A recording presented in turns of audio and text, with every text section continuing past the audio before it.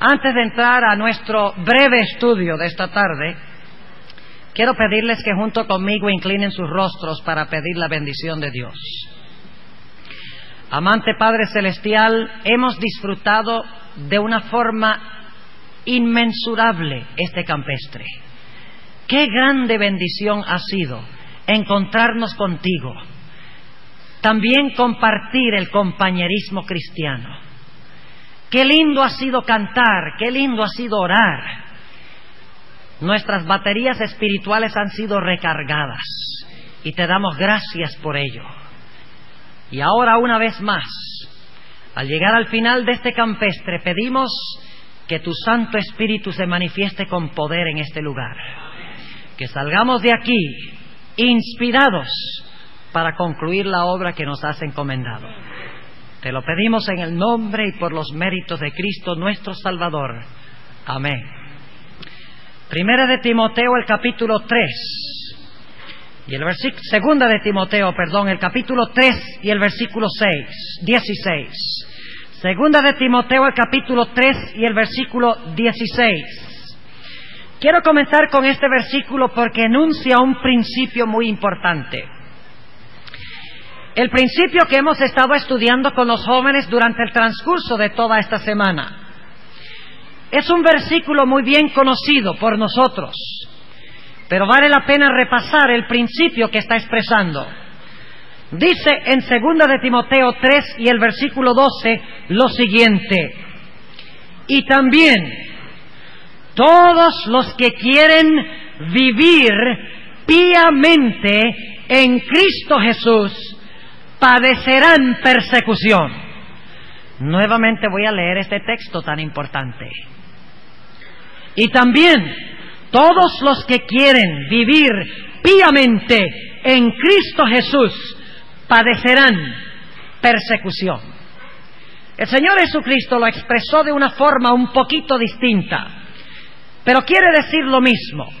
Lo encontramos en San Juan, el capítulo 17 y el versículo 14. San Juan, el capítulo 17 y el versículo 14, declara lo siguiente. Y aquí está hablando Jesús a su Padre en cuanto a los discípulos. Yo les he dado tu palabra y el mundo los aborreció. ¿Por qué los aborreció el mundo? Y el mundo los aborreció porque no son del mundo, como tampoco yo soy del mundo. En el mundo, pero no del mundo.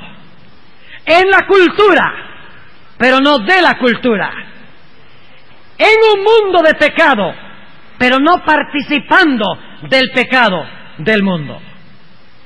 Quiero leer una cita del Espíritu de Profecía que confirma estos dos versículos.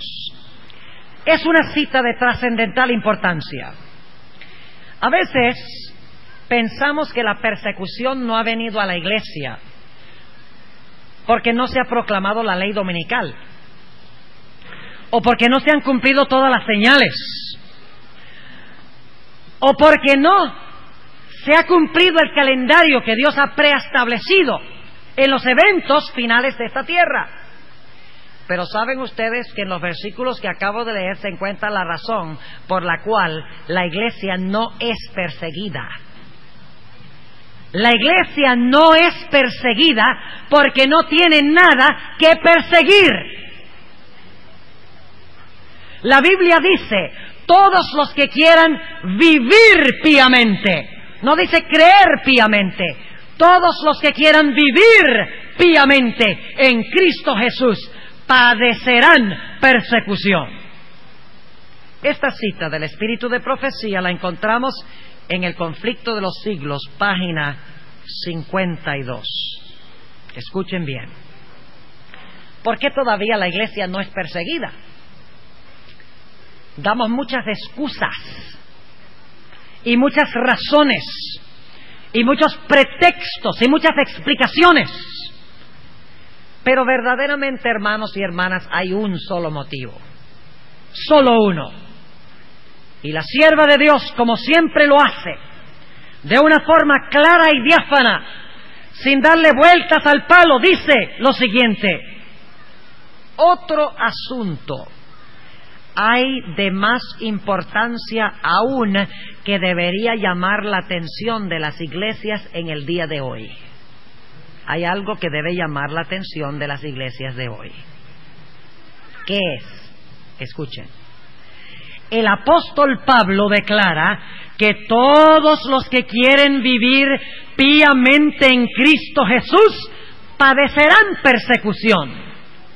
Y ahora viene una pregunta: ¿por qué entonces parece adormecida la persecución en nuestros días? Noten la respuesta. El único motivo. ¿Cuántos motivos hay? ¿20?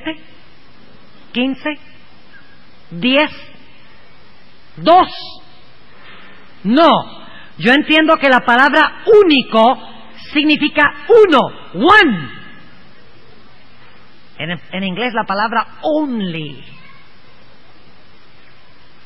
El único motivo es que la iglesia se ha conformado a las reglas del mundo y por lo tanto no despierta oposición.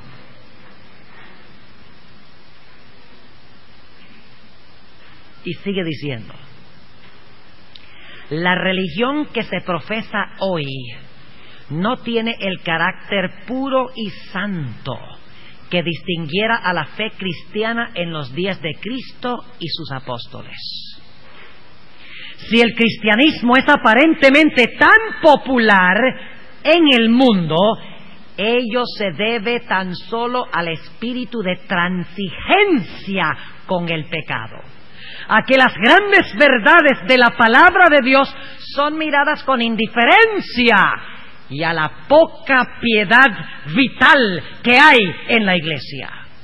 Y luego da una promesa: revivan la fe y el poder de la iglesia primitiva, y el espíritu de persecución revivirá también, y el fuego de la persecución volverá a encenderse. Ahora no estoy diciendo que debemos tener un reavivamiento para que nos persigan.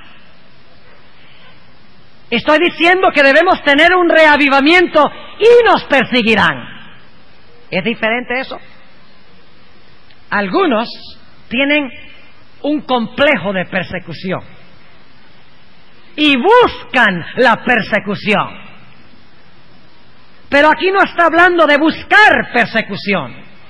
Aquí está hablando claramente de vivir piamente en Jesús, y el resultado ineludible y automático es la persecución. Ahora, en esta tarde, en los pocos minutos que quiero tomar, y no los voy a tener mucho tiempo porque yo sé que ustedes están ansiosos de llegar a su casa, al igual que yo,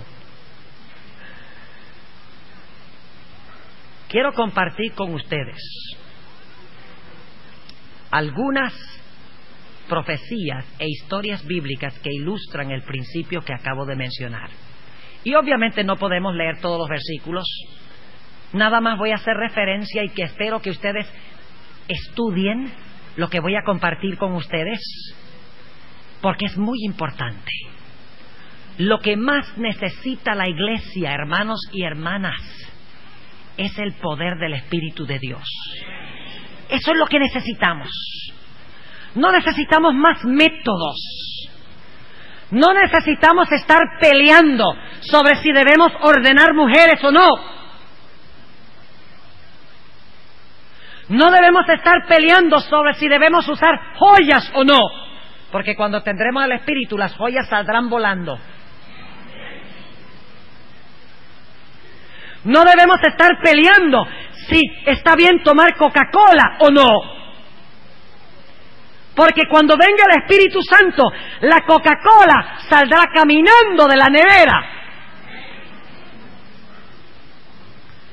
Peleamos sobre cosas pequeñas, sobre cosas insignificantes, y nos dividimos y tenemos riñas, y el diablo dice: amén, puedo continuar mi siesta. Cuando la iglesia duerme, el diablo duerme. Cuando la iglesia se despierta, el diablo se despierta, créanlo o no. Ahora quiero compartir con ustedes en esta tarde 4 ejemplos bíblicos del versículo que leímos al comienzo del tema en esta tarde. Todos los que quieran vivir piamente en Cristo Jesús padecerán persecución. Y vamos a ver por qué no hay persecución en la iglesia. Ustedes notaron que la sierva de Dios dice en el conflicto de los siglos que cuando se reavive la piedad de la iglesia, ¿qué? Primitiva, vendrá la persecución. Ahora, hablemos un momentico de la iglesia primitiva. Y como les dije, solo les voy a dar los ejemplos para que ustedes estudien. ¿En qué condición se encontraban los discípulos antes del día de Pentecostés? Antes de que llegaran al aposento alto. La última semana que pasó Jesús en el planeta Tierra, ¿cómo se encontraban? Divididos y peleando, ¿verdad? ¿Llenos de qué? De suficiencia propia y de orgullo. Cuando Jesús dice, difícilmente llegarán los ricos al cielo, Pedro dice, pero nosotros somos pobres, te hemos seguido, ¿qué recompensa tendremos? Y luego en el mismo camino a Jerusalén, 2 discípulos discutían, ¿quién va a ser el mayor? Y viene la mamá y le dice, Señor Jesús, te quiero hacer una petición por mis hijitos.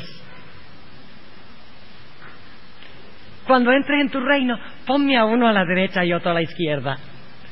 Y los demás discípulos, bueno, tendrán que ocupar otro lugar, pero dale aunque sean mis hijitos los puestos más importantes en el reino. Estaban con riñas y peleas, llenos del yo, temerosos de perder su vida. ¿Recuerdan a Pedro? Nunca te negaré. Pero cuando llegó la hora de la prueba, ni hablar, sálvese quien pueda. Salió corriendo. Mis hermanos, hay un punto muy importante. Y es que Dios no puede llenarnos de su Santo Espíritu sin que antes seamos vaciados de nosotros mismos. Porque Dios no llena algo que está lleno. Dios llena un vaso que está vacío. La primera condición es cumplir con lo que pasó los 10 días que estaban los discípulos en el aposento alto. Eso es lo que ineludiblemente tiene que suceder antes de qué? Antes de que Dios pueda derramar su Santo Espíritu. ¿Y qué pasó durante esos 10 días? Gracias. ¿Qué pasó durante esos 10 días? ¿Oraron mucho? ¿Estudiaron mucho? ¿Sacaron el televisor y vieron As the World Turns?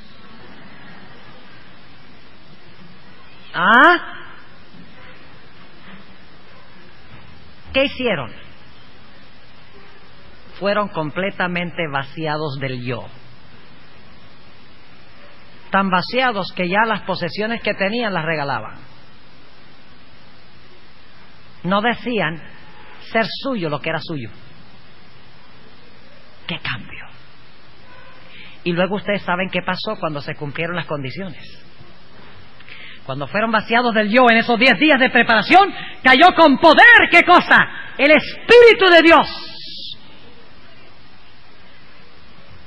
En el capítulo 1 están preparándose, vaciando el yo, llenándose de Cristo y del Espíritu, todavía no del Espíritu Santo, pero de Cristo.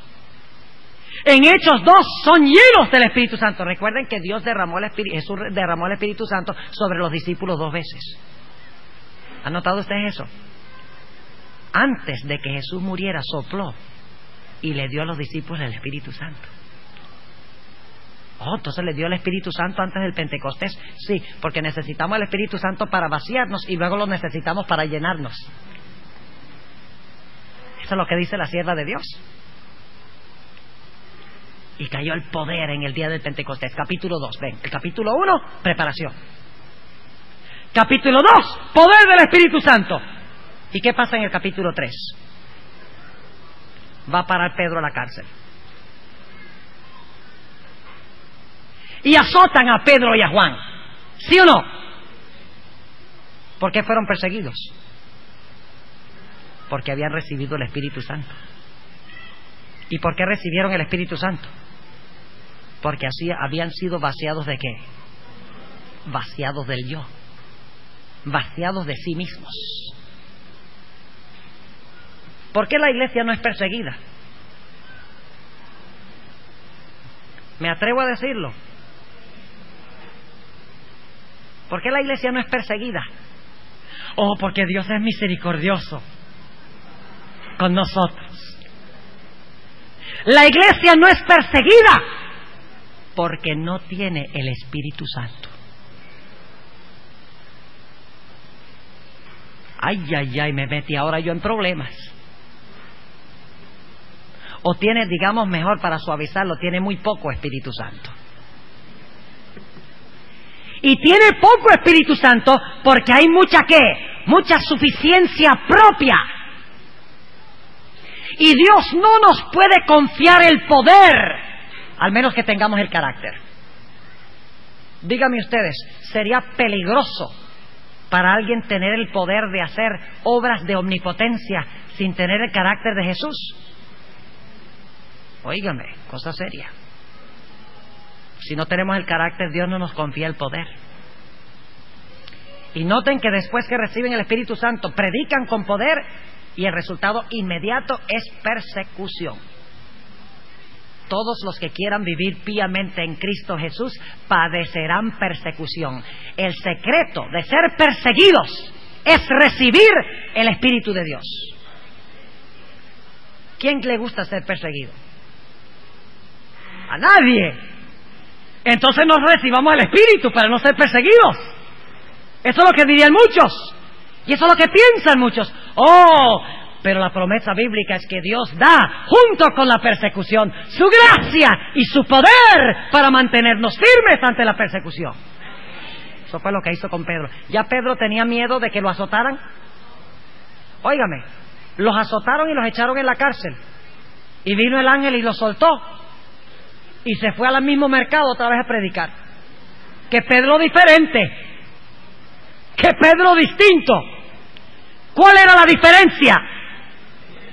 Tenía el poder del Espíritu Santo, porque había cumplido las condiciones de arreglar las diferencias con sus compañeros, de estudiar la Biblia, de orar, de unirse junto con sus compañeros. Ese era el secreto.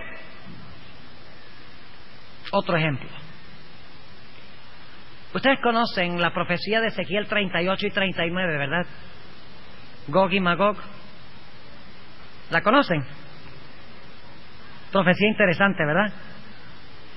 Ahora, no voy a hablarles detenidamente de esa profecía, porque estaríamos aquí hasta medianoche. Es una profecía fascinante. Habla de la persecución final de Satanás a través de los reyes de la tierra y de las religiones de la tierra contra el remanente de Dios. La invasión de Gog y Magog. Y dice ahí en Ezequiel 38 que Gog tiene la intención de venir a la iglesia, a Jerusalén, y aniquilar a los hijos de Dios que se encuentran en Jerusalén, que es la iglesia, simbólicamente. Y deciden una noche dar el golpe decisivo que reducirá al silencio la voz disidente y reprensora de los hijos de Dios. ¿Por qué viene Gog contra Israel? ¿Por qué viene Gog a perseguir a Israel? ¿Han notado ustedes lo que tiene el capítulo anterior, el capítulo 37? Es la famosa visión de los huesos secos. ¿Y en qué condición se hallan los huesos secos? Tirados por todo el valle. Un hueso aquí y otro hueso allá. Y los huesos representan la casa de Israel, el pueblo de Dios, que fue llevado a cautiverio. Un pueblo esparcido, dividido, regado por los rincones de la tierra. Pero luego Dios le dice a Ezequiel, profetiza a Ezequiel, y manda venir el viento o el espíritu, y entrará en estos huesos. Y dice la Sagrada Escritura que profetiza, y de repente los huesos todos se unen. Y sobre los huesos se coloca carne, y sobre la carne nervios, y sobre los nervios piel. Y luego entonces viene el Espíritu Santo al pueblo de Dios, entra, y se paran un formidable ejército unido de Dios. ¿Qué es lo que trae la persecución de Gog? En el capítulo 38 y 39. Lo que trae la persecución de Gog y Magog es lo que pasó en el capítulo 37. En el capítulo 37 recibieron el poder del Espíritu Santo. Pero hay un punto más. ¿Fue necesaria una preparación para recibir el Espíritu Santo? Lean el capítulo 36. Ahí habla de las condiciones que tuvo que cumplir el pueblo para poder recibir el Espíritu Santo en el capítulo 37. Para que viniera Gog y Magog a perseguirlos en el capítulo 38 y 39. ¡Qué interesante!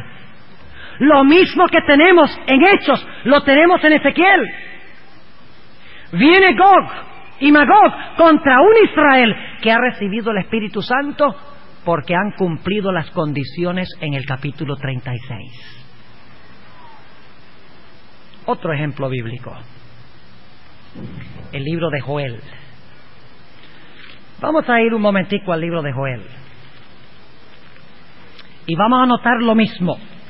Exactamente la misma secuencia.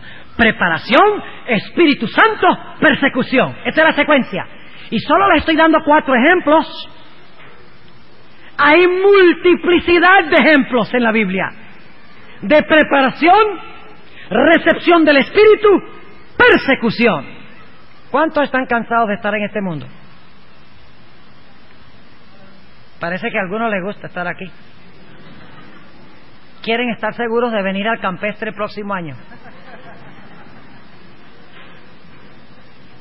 ¿Están contentos de estar en este mundo? ¿Cuánto tiempo más tendremos que pasar aquí? ¿Cuánto? Poco tiempo. ¿Qué es lo que determina cuánto tiempo más vamos a pasar aquí? Nuestra preparación, nuestra entrega al Espíritu de Dios. ¿Acaso el mensaje no se va a terminar cuando caiga la lluvia tardía? ¿Sí o no? ¿Por qué no ha caído la lluvia tardía? Porque no hemos recibido la lluvia temprana. Ahí están y no digo eso en broma. Ahí están los 2 derramamientos del Espíritu que Cristo hizo con sus apóstoles. Sopló sobre ellos su Espíritu, la lluvia temprana que ayuda a expulsar el pecado. Y una vez expulsado el pecado, viene el poder que llena el vacío con el poder del Espíritu Santo sin límite alguno. Yo anhelo ese día, cuando pueda sanar enfermos. Hoy día Dios no nos puede confiar ese poder, porque si hoy sanáramos un enfermo, diríamos: sané al enfermo. ¿Cómo te parece? ¡Sané a un enfermo! ¡Wow! Y atraeremos atención a nosotros mismos. Cuando estemos dispuestos de darle toda la gloria a Dios, Dios derramará su Espíritu y nos confiará su poder.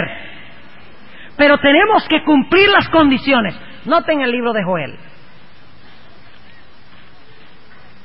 Joel, el capítulo 3.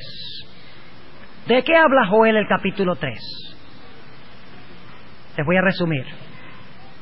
Habla de todos los reyes de la tierra que se congregan alrededor de Jerusalén con el fin de matar a los que están adentro.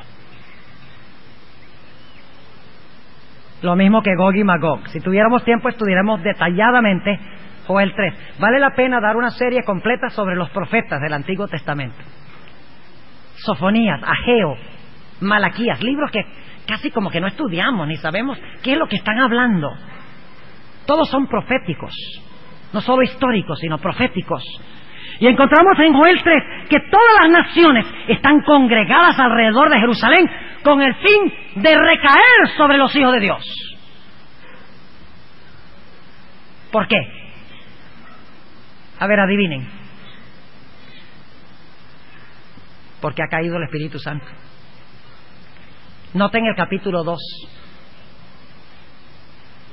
y el versículo 28. Y será que después de esto derramaré mi espíritu sobre toda carne, y profetizarán vuestros hijos y vuestras hijas, vuestros viejos soñarán sueños y vuestros mancebos verán visiones. Sí, el don profético estará vivo en la iglesia final, porque cuando el Espíritu Santo es derramado sin medida, surgen todos los dones del Espíritu Santo. Versículo 29. Y aún también sobre los siervos y sobre las siervas derramaré mi espíritu en aquellos días. ¿Qué va a derramar Dios? Su Espíritu Santo. Y como resultado del pueblo de Dios tener el Espíritu Santo, ¿qué van a hacer las naciones? Van a venir contra Jerusalén. Pero ahora preguntemos, ¿por qué es que Dios dio el Espíritu Santo en el capítulo 2 y el versículo 28 hasta el versículo 30? ¿Por qué lo dio? ¿Será que tuvieron que cumplir una condición? ¿Dónde se encuentra la condición? Bueno, vamos a leer el capítulo 2 y el versículo 11. Fíjense, ¿están viendo una secuencia aquí? Si ustedes, mis hermanos y mis hermanas, quieren saber cómo recibir el Espíritu Santo, estudien los pasajes que les estoy mencionando esta noche. Especialmente los pasajes que hablan de la preparación necesaria. Porque cuando hacemos la preparación necesaria, el Espíritu Santo viene en su estela. Y la persecución le sigue a eso. Y cuando se acabe la persecución es que viene el reino eterno de Cristo. Noten lo que dice en Joel 2 y el versículo 12. Por eso pues ahora dice Jehová, convertíos a mí con todo vuestro corazón, con ayuno y lloro y llanto. Es lo mismo que clamar y gemir por causa de las abominaciones que se hacen en la tierra. Pero lamentablemente nosotros lo que hacemos es sentarnos delante del televisor a ver las abominaciones que se hacen en la tierra. Y no hay Espíritu Santo si hacemos eso. Y dice en el versículo 13, y lacerad vuestro corazón y no vuestros vestidos. O sea, no aparenten una conversión. La conversión va hasta el corazón del hombre. Y convertíos a Jehová vuestro Dios, porque misericordioso es y clemente, tardo para la ira y grande en misericordia, que se arrepiente del castigo. ¿Quién sabe si se volverá y se apiadará y dejará bendición tras de él, presente y libación para Jehová Dios vuestro? Versículo 15. Tocad flauta en Sión. El problema es que hoy estamos escuchando es una flauta. No tengo nada contra la flauta, pero no tiene el poder de la trompeta. Tocad trompeta en Sión. ¿Dónde es Sión? La iglesia. Pregonad ayuno, llamad a congregación. Esto es lo que se hacía en el día de expiación. ¿Estamos en el gran día de expiación? Sí. Tocad trompeta en Sión, pregonad ayuno, llamad a congregación, reunid el pueblo, santificad la reunión, juntad los viejos, congregad los niños y los que maman, hasta los que maman. ¿Y qué tal los que están en la luna de miel? Salga de su cámara el novio y de su tálamo la novia. Entre la entrada y el altar lloren los sacerdotes, ministros de Jehová, y digan: perdona, oh Jehová, a tu pueblo, y no pongas en oprobio tu heredad, para que las gentes se enseñoreen de ella. ¿Por qué han de decir entre los pueblos: ¿dónde está su Dios? ¿Ven la ilación de Joel? Preparación, Espíritu Santo, guerra o persecución. Ese pasaje que acabo de leer lo debemos estudiar palabra por palabra con la concordancia. Muy bien, para saber qué es lo que Dios nos está diciendo en cuanto a la preparación necesaria para recibir el Espíritu Santo. Quiero darles un último ejemplo, y este es de Apocalipsis, uno de mis libros favoritos. El otro es Daniel. Apocalipsis, el capítulo 14 y el versículo 18 al 20. Apocalipsis 14 y el versículo 18 al 20. Y vamos a leer el versículo 14 para captar el contexto. Y dicho sea de paso, esta escena de Apocalipsis 14 al 20 viene de Joel 3. ¿Ok? Así que tienen que conectar esto con Joel 3. Versículo 14. Y miré, y he aquí una nube blanca, y sobre la nube uno sentado semejante al Hijo del Hombre, que tenía en su cabeza una corona de oro y en su mano una hoz aguda. Y otro ángel salió del templo clamando en alta voz al que estaba sentado sobre la nube: mete tu hoz aguda y ciega, porque la hora de cegar te es venida, porque la mies de la tierra está madura. ¿Qué representa la mies? A los santos. Sí, Señor. ¿Y a dónde reúne Cristo su mies? En Jerusalén. ¿Recuerdan la escena de Joel 3? Los santos están en Jerusalén, los impíos vienen a atacar a Jerusalén, vienen a perseguir a Jerusalén, porque el pueblo ha recibido el Espíritu Santo, porque ha cumplido ciertas condiciones. Ahora noten, primero Dios cosecha la mies, Cristo. Versículo 16, y el que estaba sentado sobre la nube echó su hoz sobre la tierra, y la tierra fue cegada. Versículo 17, y salió otro ángel del templo que está en el cielo, teniendo también una hoz aguda, y otro ángel salió del altar, el cual tenía poder sobre el fuego, y clamó con gran voz al que tenía la hoz aguda, diciendo: mete tu hoz aguda y vendimia los racimos de la tierra, porque están maduras sus uvas. ¿Qué representan las uvas? Los impíos. ¿A dónde se encuentran los santos? En Jerusalén. Los jóvenes saben más lo que estoy hablando, porque de esto he hablado toda la semana. ¿Dónde están los impíos? Fuera de Jerusalén. ¿Y qué quieren hacer los impíos fuera de Jerusalén? ¿Echarse unas vacaciones? ¿Qué vienen a hacer? Atacar a los hijos de Dios. Noten lo que dice en el versículo 19: y el ángel echó su hoz aguda en la tierra, y vendimió la viña de la tierra, y echó la uva en el grande lagar de la ira de Dios. Y el lagar fue hollado fuera de la ciudad. ¿Recuerdan la historia de Sennacherib, los que estuvieron esta mañana? ¿Entró Sennacherib a Jerusalén? No, señor. ¿Por qué es que son hollados los impíos fuera de la ciudad? Porque han venido contra la ciudad para hacer ¿qué cosa? Para aniquilarla. ¿Por qué vienen los impíos a aniquilar a los hijos de Dios al final de la historia? A ver, porque los hijos de Dios están maduros. Lo acabamos de leer. ¿Y por qué están maduros? ¿Qué era lo que maduraba la cosecha en la tierra de Israel? La lluvia tardía. O sea que en Apocalipsis 14 tenemos la lluvia tardía, que es la que madura a los hijos de Dios para salvación y a los impíos para perdición. Porque el fuerte clamor hace dos cosas: o la gente se une a Jerusalén o se une a los impíos. Zarandea al mundo el mensaje.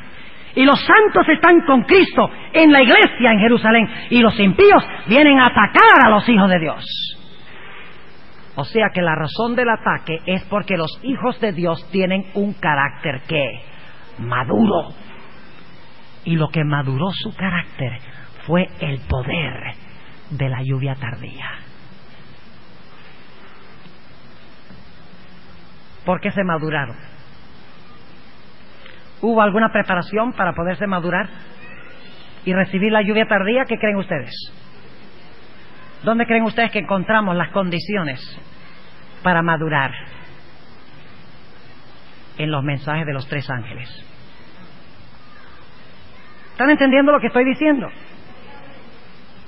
O sea, mis hermanos y mis hermanas, si usted quiere madurar su carácter para poder recibir el Espíritu Santo sin medida, que traerá como resultado la persecución, usted tendrá que escuchar los mensajes de los 3 ángeles.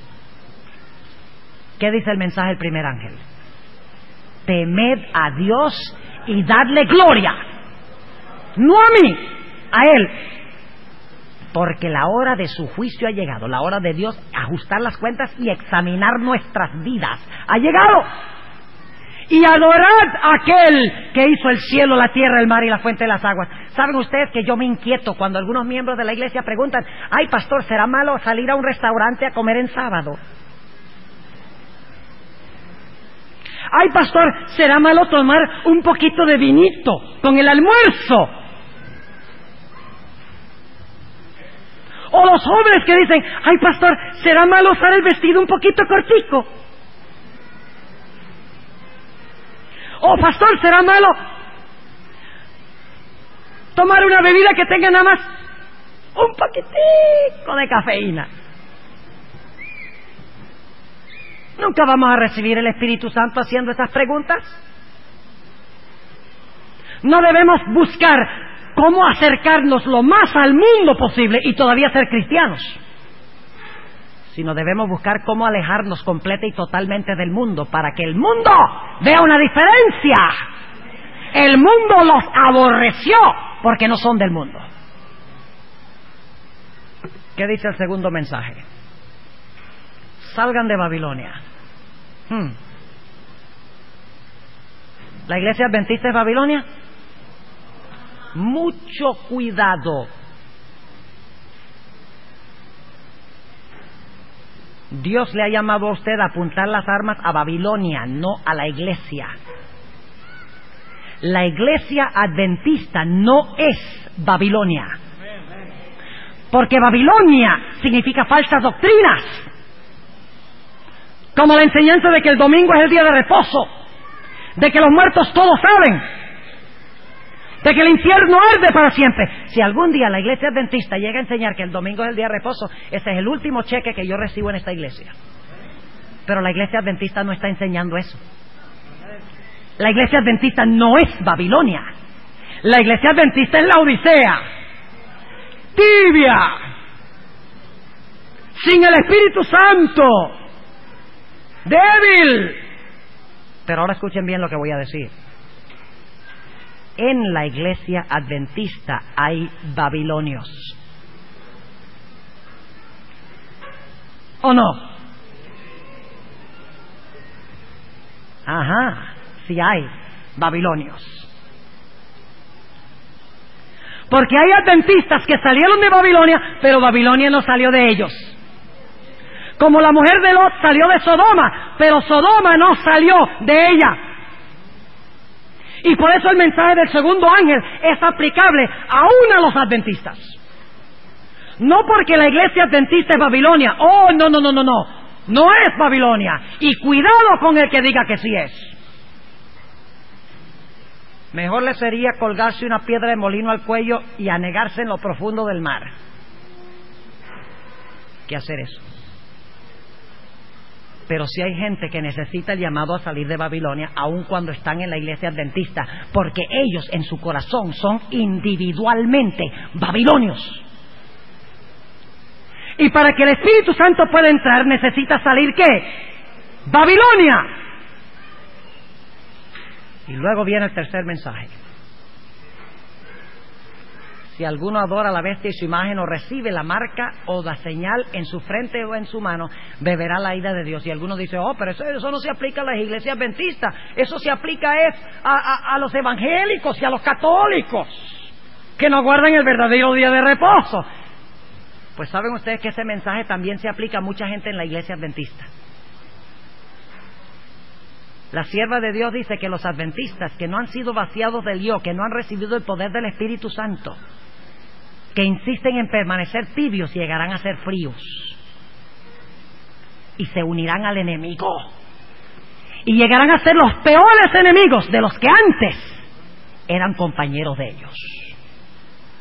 Así que la advertencia, cuidado con adorar la bestia o su imagen o recibir la marca, se aplica a los que están en la iglesia, que están en peligro de irse con Babilonia. La sierva de Dios dice que algunos adventistas, guardadores del sábado, porque temerán no poder comprar ni vender o temerán perder sus vidas, se unirán a las filas de la oposición. Así que, mis hermanos y mis hermanas, la Sagrada Escritura es clara en cuanto al tema del Espíritu Santo. La Biblia es clara cuando dice que la persecución viene porque la iglesia recibió el Espíritu Santo. Y recibió el Espíritu Santo porque la iglesia escuchó los mensajes de los 3 ángeles, porque cumplió las condiciones necesarias para poder recibir el poder del Espíritu Santo. Y mis hermanos y mis hermanas, recibir el Espíritu Santo no es lo mismo que celebración.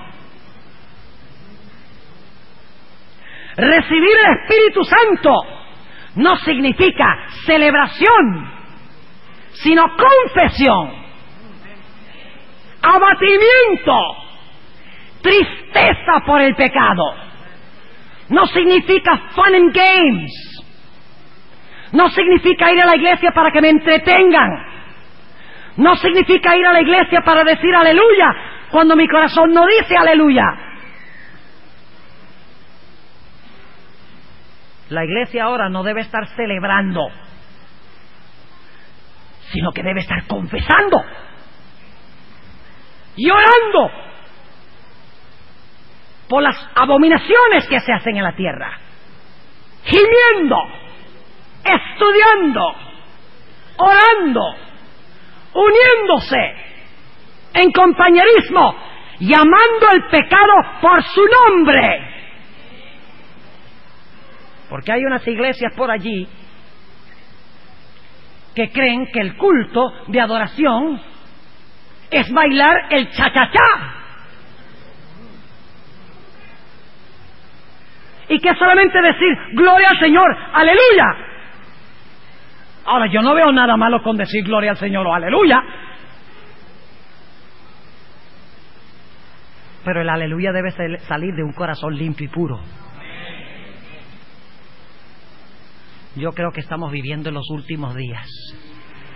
Y hermanos, yo les digo, una de las grandes señales, y concluyo con esto, una de las grandes señales de que el Espíritu Santo está casi por caer sobre el remanente es que el falso Espíritu Santo ya está cayendo. Y no solo allá afuera, en las iglesias pentecostales, sino dentro de la iglesia adventista. Por ahí me pidieron que hablara sobre celebración. Así que le estoy diciendo lo que yo pienso. Y no todas las iglesias que se tildan celebración son celebración. Nada más porque una iglesia canta mucho y porque llaman a la gente al frente para orar por sus necesidades no significa que es celebración. Las iglesias genuinas celebración, en primer lugar, tienen música objetable. En segundo lugar, el sermón ha perdido la posición central del culto, la proclamación de la palabra. Y en tercer lugar, el mensaje es puro amor y nada de abatimiento y arrepentimiento por el pecado. Ese es el problema con celebración. Si la gente quiere cantar 10 horas, que canten, no hay problema. Si quieren decir aleluya, que lo digan, pero que no pierda la Biblia y el mensaje del pecado la posición central que debe ocupar en la iglesia. Porque si usted no proclama lo horrible que es el pecado, la gente no recurrirá a Cristo para recibir sanidad. Página 517 del Conflicto de los Siglos. Última cosa que voy a leer. Página 517. Escuchen esto me conforta. ¿Están preocupados porque celebración entró a la iglesia adventista? ¿Están preocupados porque hay un reavivamiento entre las iglesias pentecostales y carismáticas? No se preocupen. Es una señal. Escuchen. A pesar del decaimiento general de la fe, y de la piedad. Hay en esas iglesias, es decir, en las sectas protestantes y la Iglesia Católica, hay en esas iglesias verdaderos discípulos de Cristo. La hermana White dice que la mayoría está allá. Y dice que la mayoría que están aquí se van para allá. Interesante, ¿no? La mayoría de los que están adentro se van para allá. Y muchos de los que están allá van a venir para acá. Sigue diciendo: antes que los juicios de Dios caigan finalmente sobre la tierra, habrá entre el pueblo del Señor un avivamiento de la piedad primitiva, cual no se ha visto nunca desde los tiempos apostólicos. Yo anhelo ese día. El Espíritu y el poder de Dios serán derramados sobre sus hijos. Entonces muchos se separarán de esas iglesias en las cuales el amor de este mundo ha suplantado el amor de Dios y de su palabra. Muchos, tanto ministros como laicos, aceptarán gustosamente esas grandes verdades que Dios ha hecho proclamar en este tiempo, a fin de preparar a un pueblo para la segunda venida del Señor. Qué linda promesa. Pero ahora escuchen: el enemigo de las almas desea impedir esta obra, y antes que llegue el tiempo para que se produzca tal movimiento, tratará de evitarlo introduciendo una falsa imitación. Ay, ay, ay. ¿Cuál es la señal de que el verdadero reavivamiento está próximo a venir? Una falsa imitación del poder de la lluvia tardía. Ahora escuchen. Algunos dicen: pero esas iglesias de celebración están llenas. Sí, pero comparen ustedes el diezmo que da una de esas iglesias con una de las iglesias tradicionales. Comparen el diezmo per cápita. Comparen la fidelidad de los hermanos. Comparen cómo se visten los hermanos de una iglesia adventista genuina con la gente de esas iglesias. Comparen lo que comen y cómo hablan y cómo actúan. Noten lo que dice. ¿Ustedes creen que porque hay mucho entusiasmo y ánimo en las iglesias y aparentemente Dios está con ellos, y ya la iglesia adventista es muerta, nosotros estamos vivos? ¿Ustedes creen que por eso la iglesia adventista no es la iglesia de Dios? Mire, el Espíritu Santo no se manifiesta en espectáculos, sino por medio de la voz apacible que transforma el corazón. Dice: el enemigo de las almas desea impedir esta obra, y antes que llegue el tiempo para que se produzca tal movimiento, tratará de evitarlo introduciendo una falsa imitación. Hará aparecer como que la bendición especial de Dios es derramada sobre las iglesias que pueda colocar bajo su poder seductor. Allí se manifestará lo que se considerará como un gran interés por lo religioso. Multitudes se alegrarán de que Dios esté obrando maravillosamente en su favor, cuando en realidad la obra provendrá de otro espíritu, bajo un disfraz religioso. Satanás tratará de extender su influencia sobre el mundo cristiano. ¿Cómo les parece? Yo le dije que esta era la última, pero es la penúltima.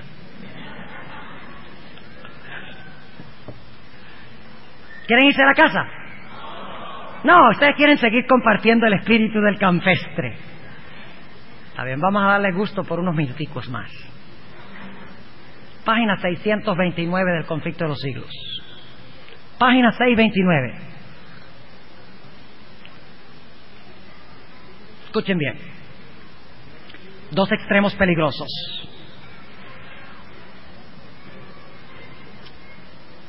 Dice lo siguiente, hablando de las falsas iglesias: un estudio de la Biblia hecho con oración mostraría a los protestantes el verdadero carácter del papado y se lo haría aborrecer y rehuir. Pero muchos son tan sabios en su propia opinión que no sienten ninguna necesidad de buscar humildemente a Dios para ser conducidos a la verdad. Aunque se enorgullecen de su ilustración, desconocen tanto las Sagradas Escrituras como el poder de Dios. Y ahora escuchen, necesitan algo para calmar sus conciencias y buscan lo que es menos espiritual y humillante. ¿Qué quiere decir eso? Seguimos leyendo. Lo que desean es un modo de olvidar a Dios, pero que parezca recordarlo. ¡Qué tremendo! Pablo lo llama la forma de piedad sin el poder de la piedad. El poder es el Espíritu Santo y la forma es la falsificación del Espíritu Santo. Y ahora escuchen, el papado responde perfectamente a las necesidades de todas esas personas. Es adecuado a dos clases de seres humanos que abarcan casi a todo el mundo. ¿Qué clase de personas? Dos clases de personas. Escuchen. Los que quisieran salvarse por sus méritos y los que quisieran salvarse en sus pecados. Tal es el secreto de su poder. Así que si usted cree que va a llegar al cielo por lo que hace, va a terminar con el papado. Pero por el otro lado, si usted cree que se puede salvar y deshacer, también va a terminar con el papado. Es decir, lo que necesita la iglesia no es mucho entusiasmo, lo que necesita la iglesia es la fe que obra por el amor. Una fe que obra. Somos salvos por fe para obrar. El que no obra no tiene fe. Y el que no tiene fe, de nada le valen las obras. Eso es lo mismo que lo que acabo de leer. Algunos me preguntan, ¿somos salvos por fe o por obras? La respuesta es que somos salvos por una fe que obra. Y yo les pregunto, cuando ustedes arrancan el carro en la mañana, no en el invierno, porque alguien me dijo, bueno, depende si la carretera está resbalosa o está seca. Cuando ustedes arrancan el carro en la mañana, ¿cuál de las dos ruedas se mueven primero, las de adelante o las de atrás? A ver. ¿Cuánto dicen que las de atrás? ¿Cuánto dicen que las de adelante? Tienen miedo de contestar. Hermanas y hermanas, ¿saben lo que me dijo una persona una vez? Bueno, depende si es front wheel drive o back wheel drive. ¿Y saben lo que yo le dije? No, porque cuando las ruedas de atrás impulsan, las ruedas de adelante le siguen. Inmediatamente, fe propulsa, obras siguen. Y en estas iglesias de celebración hay pocas obras y mucha charla. Sí, mucho bla bla bla. Exactamente. Cuando usted abre una puerta, ¿cuál de los dos lados se abre primero? ¿La de al frente o la de atrás? A ver. La de atrás. La de atrás se mueve primero y después la parte de adelante. Cuando usted abre la puerta, los dos lados se mueven al mismo tiempo. Así son la fe y las obras. Quiero pedirle a alguien aquí, por favor, alguien venga y quiten este lado de este pedazo de papel. ¿Alguien se anima? Me quitan este lado y me dejan solamente este lado.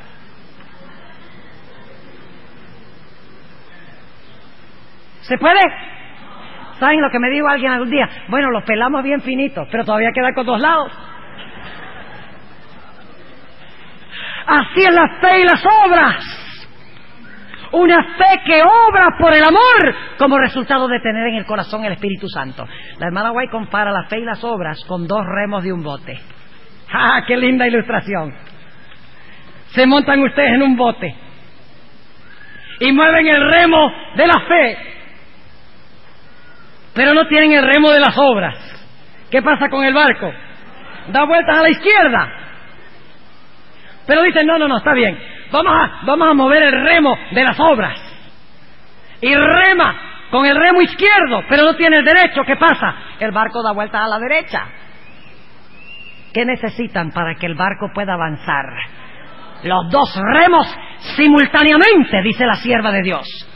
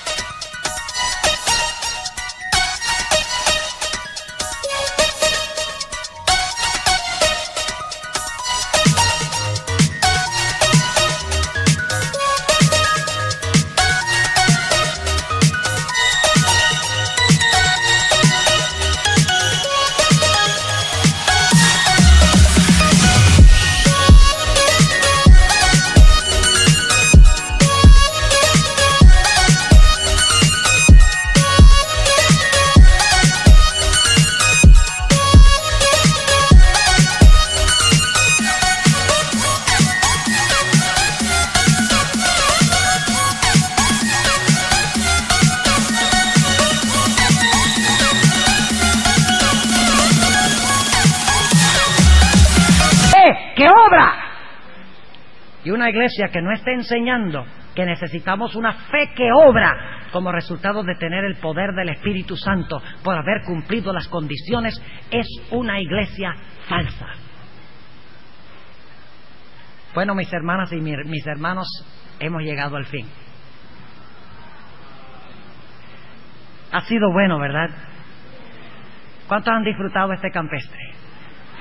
Ha sido una bendición. ¿No será lindo cuando lleguemos al cielo y tendremos un campestre cada semana? Sí, de sábado en sábado. Y luego como ñapa, de mes en mes. Si conocen la expresión ñapa, ¿verdad? ¿Saben lo que es ñapa? Es cuando compran 12 naranjas y le dan la número 13 gratis. Sí. Qué lindo será cuando lleguemos al cielo. No podríamos concluir sin preguntar en esta noche, mis hermanos y mis hermanas, ¿cuántos quieren decirle al Señor Jesucristo: al salir de este campestre yo tomo la decisión firme de que yo voy a estudiar mi Biblia más, voy a orar más, y con tu ayuda voy a cumplir las condiciones para recibir el Espíritu Santo sin medida, para que Cristo pueda venir pronto? ¿Cuántos quieren decir eso? Pónganse de pie, porque quiero orar con ustedes. Gloria al Señor. Volvamos a la ciudad conquistando y para conquistar. Amén. Compartiendo el amor que Cristo pone en nuestro corazón. Oremos. Nuestro Padre y nuestro Dios, qué bueno ha sido estar aquí contigo. Hemos gozado esta semana. Será inolvidable, pues hemos estado contigo y hemos estado con nuestros hermanos y nuestras hermanas, uniéndonos en amor para hacerle un frente claro y definido al enemigo. Te pedimos, Señor, que ese espíritu que impera aquí se pueda esparcir por todas las iglesias de Greater New York, que podamos unirnos, formar un batallón formidable para conquistar las fortalezas de Satanás. Vacía nuestras vidas, Señor, de nosotros mismos. Expulsa ese yo maligno y pecaminoso y entra a morar en nuestro corazón. Gracias nuevamente por haber estado con nosotros y gracias por escuchar nuestra oración. En el nombre de Jesús te lo pedimos. Amén.